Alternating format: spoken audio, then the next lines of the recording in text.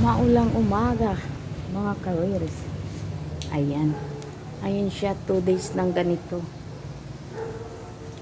Pero kahit papaano, mas okay sa akin yung ganyan lang siya, guys. Kasi, hindi umaapaw yung kanal.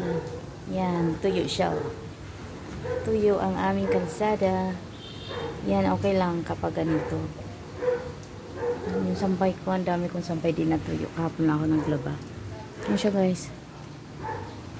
Ingat sa ating lahat kasi may bagyo ata, pero hindi kasi ako hindi ako nakamonitor ng bagyo, guys. Paano? Nabisi tayo sa ating buhay-buhay. Yan, pero tayo ay mag-iingat sa mga mabababang lugar.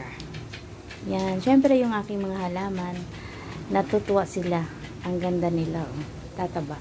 At ang aking malunggay.